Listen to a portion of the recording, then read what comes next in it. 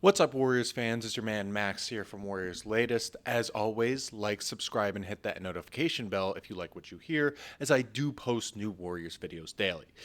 Now, it's been an interesting, day in Dub Nation, as I've seen a few things that caught my eye regarding the Warriors, what they're doing, as well as a list that really caught my interest. And the first thing I saw was that list, and it was the GOAT list for the NBA, and it had Steph in the top five. Now, thinking about it, I think there might be a little recency bias. Like, that was my initial thought. But looking at that top five list, it was the likes of Mike, Kobe, LeBron, Steph, and then Wilt Chamberlain and Kareem at a tie for five. And I'm like, Steph at four. That's pretty interesting because I love Steph. I think he's great. But at four, I thought that was a little high because you got Magic Johnson, you've got Larry Bird, you've got the likes of Karl Malone, you've got even, who else? Name just slipped me, but even the likes of Bill Russell, that's it. But when I really think about it, I mean, I think four is a good place for him. Maybe even three tied with LeBron because of his impact overall with the game. Maybe even he should be even ahead of LeBron or even Kobe for that matter because of his overall effect. Now, we think it's like, okay, Steph, he's this 3-year guy out of Davidson. He's had a great career, but is he one of the greatest all time? I have to say yes, and not only because yes, he is the guy that led the Warriors to 4 titles in 6 tries, but because he is a guy who just completely changed the paradigm of the game itself. Now let's remember back in 2015. I was thinking about it, and it's like up until then, you needed a big man to win a championship, or at least a solid forward like LeBron or like a Kobe that would help you get over the hump, and they would have like a secondary guy. With that Warriors championship team, he proved everybody wrong that jump shooting teams can win an NBA championship. Now, his just effect of the game was just astronomical because I remember seeing him that year. We're talking the initial Steph Curry, not when he was Stephen Curry, but when he became Steph, and just some of the shots he were throwing up. It was like watching a magician at work. Like, I want to say it's like we've watched those old Jordan videos, and the majority of us, if not all of us, consider him the GOAT just because of the story he tells. And let's be honest, being 6-0 in the finals is much better than being 4 for 10 in the finals. And that struggle that Jordan had to go through in order to become 6-0 at least resonates with a lot of people. And I think the same thing is true of Steph because nobody really expected him to do anything. He was at a mid-major college at Davidson. He literally built himself up from a solid player to the number 7 overall pick in 2009, where nobody really expected anything from him. He comes in, he has ankle issues, and we're not sure if he's ever going to reach his full potential. But then 2014-15 happens, and you know what? He proves everybody wrong because he's just making stuff that shouldn't be possible. I mean, we both remember when he just threw up shots from nearly half court and then ran away. I mean, when we were growing up in practice and just remember the coaches telling us, you always follow your shot or always hold your follow through. Steph was just chucking it up and they were just going in. So I think that does have that effect of him being the GOAT because he's just changed the game. I mean, now everybody's shooting 3-pointers and everybody wants to be like Steph. They want to just throw it up, it magically goes in, and then boom, the team is up 15 because of a couple threes that he took. So I definitely see him on that list. I think eventually he's going to go up on that list and maybe even challenge Jordan one day. Granted, he's 37. I don't know how much time he has left to challenge Jordan. As I continuously say, I think he's going to retire after the 26-27 season because at that point, what else do you have left to prove? You don't want to go down just as somebody who, or you don't want to retire as somebody whose body broke down and betrayed them, and you're just sort of forced to retire the way Hakeem did, the way Barkley did. It's not the way to go out. So I definitely see Steph going up that list, but I was also happy to see another Warrior on that list in Wilt Chamberlain.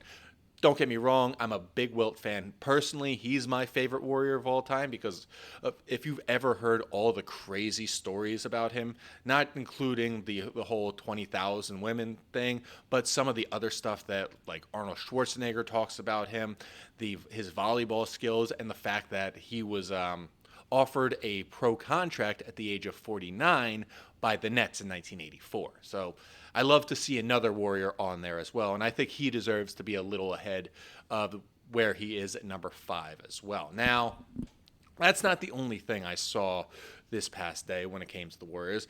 Another big news is the fact that the Kings took themselves out of the running for Jonathan Kuminga. They did this by saying, we're not looking to deal Malik Monk anymore. And Malik Monk was pretty much the centerpiece for that trade, as we know. So I take this as a good and a bad thing. A bad thing because, all right, the Warriors lose another trade suitor for Jonathan Kuminga if they do decide to deal him. And as a good thing in that it forces Kuminga's hand. It's like, okay, you're either going to sign the qualifying offer or you're going to take that 1-and-1 deal that we're offering for you with that implied no trade clause out the window. So I do like that they're really starting to move it along, or at least other teams are allowing them to move it along as they pull back their suitors. Now, we know the Kings, I think their only move left is going to be signing Russell Westbrook. So I'm happy about that, though it is going to be a problem moving forward as Westbrook's going to, if he does sign there, he's still going to have that influence to the point where he will push the Kings back to where they were a couple years ago and be that court general, getting Levine his touches, getting DeMar DeRozan his touches, dishing the ball down to Sabonis, and then getting Keegan Murray his touches when he needs them, as well as helping Malik Monk out become the player and the sixth man that he is. Now, that's going to affect the Warriors as right now, at best, they're a play-in team. They could be the 6th seed if possible, but they still have moves to make, which is kind of annoying from a fan's perspective like me, but I don't want to see them do well because they're just going to create problems. I don't want to see Steph get at least one more along with Jimmy getting his first and Draymond getting another. So it's a problem and a good thing. Let's see what happens. Maybe, you never know, something will come out of the woodworks and make an offer for Kuminga that actually works for both teams. But we'll see if that happens. I'm sort of hesitant to think about it, but you know what? At least it's moving things along and putting an end to the Kuminga saga. So Steph, Draymond, Jimmy, the entire team can go into training camp in a month knowing that they're all here for the same purpose. Yes, maybe Kuminga doesn't have his full-time contract, but at least he knows he's betting on himself, and the only sole goal right now is to win a championship. Because one thing I do know, without a shadow of a doubt, is if you're in your walk year and you do well on a championship team, you're going to get a big contract, whether that be from your original team or whether that be from another team elsewhere. So if Kuminga signs that qualifying offer and comes in with that mindset and they do win a title, it's a win-win for everybody. So I'm happy about that. Let's see it happen. Kuminga, come back on the qualifying offer. Let's get this saga over and move things along. Though, another thing I did hear now that the Kuminga thing is moving forward is apparently, and I didn't know this until recently, the Warriors have been rebuffing any trade offers for Moses Moody and Buddy Hield. And I got to scratch my head at that because I don't understand why. I was looking at the reasoning behind it, and it's because they don't have any solid shooters outside of Steph Curry. And just from an outside standpoint, I get that.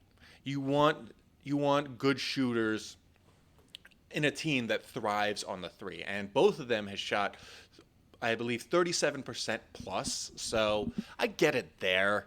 But we look at the market right now and we see who's available. Like I've mentioned multiple times, Seth Curry, who's a better three-point shooter than both of them and is pretty much the same size, as well as Malcolm Brogdon. Maybe he's a little older, but he still offers the same, at least close percentage to what they're shooting at three. And I don't get why they're so they want to have them big part of the offense. They want them there, they want them here. The fact remains the league is getting a lot bigger, and having two small guards isn't really going to help you win a title. I don't care how fast you think you are. The size does matter. I mean, we saw what happened against the Rockets in the first round. We had a 3-1 lead, and then we blew it because their size and athleticism was able to force it to 7 before the Warriors closed the deal. So I don't get why they're trying to hold on to guys who have long-term contracts but don't really offer anything in terms of helping the Warriors win a title. I do think they're great players, but they're just not in the right situation to really thrive. Buddy Hield, he did great last year. I liked seeing him shoot to the point where he was almost as good as a Klay Thompson replacement, but he just wasn't Klay Thompson because Klay can actually guard some of those bigger guys. Granted, you have Jimmy there who can take care of that, but I still just not a fan. Like I've said multiple times before, I'd rather them trade both of them for Vucevic, bring him in, and then have a rotation of post Vucevic and Al Horford when those guys are done. And we also know that the Warriors are going to bring back Gary Payton II because he could pretty much guard anybody. And he can really just get physical with those guys. And while he may not be the shooter that Hield or Moody are, at least he provides that value on defense. And any missing shooting can be gotten off of the minimum deals in free agency. And on top of that, if Kuminga re-signs with his qualifying offer, the Warriors have more to work with under the second apron. So that's also another plus if Kuminga does sign the qualifying offer. But I want them to move on from Hield and Moody. They're great players. They just don't fit this championship roster that the Warriors need to build in order to win. Now, bottom line is, as I said, the Warriors need to reevaluate their backcourt. Look, we know, all right, we got Steph. We know he's the starting shooting guard. We've got Jimmy. We know he's probably going to be the starting small forward. And we've got Draymond, who's likely going to be the he is going to be the starting power forward. So that leaves the 2 and the 5 open. Now, we know Horford is going to be the likely 5 once he signs his deal, once the Kuminga situation is resolved. So we know Horford's going to be there if they don't trade anybody else. But they do have to start draining the backcourt. I mean, we look at Steph. He's going to be playing heavy minutes regardless of what year he's in.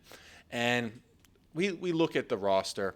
You can sign a good backup point guard with experience that can give you 15, 20, maybe even 25 minutes off the bench. So we've got something like that. There are plenty of guys that can be brought in on minimum deals. So as I say, sell high on your younger players and just go all in with, I wouldn't say banana boat, but let's call it Big 3 Boston Celtics championships. Because you remember from that 2008 title team, there was no youth on that roster. The only young guy they had was Rondo. And Kendrick Perkins. Yeah, Kendrick Perkins. And that's it. So if you're going full banana boat, Big 3 kind of championship run, you just got to fill it out with vets. These young guys, they're great, but you got to sell high on them. Sell high on Moody, sell high on Buddy Hield, and sell high on Pods as well. Granted, Hield is in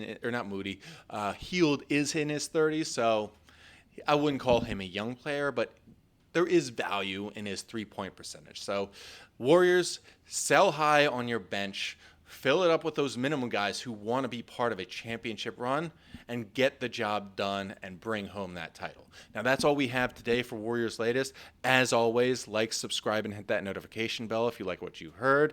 And if you have any other ideas on what the Warriors need to do in order to improve their bench as well as their starting lineup, feel free to comment below, as I love hearing your ideas, because anything is possible when it comes to the Warriors. Who knows what they may find in terms of Eurobasket, scouting guys there, or even in the free agency market. And as always, go Dubs.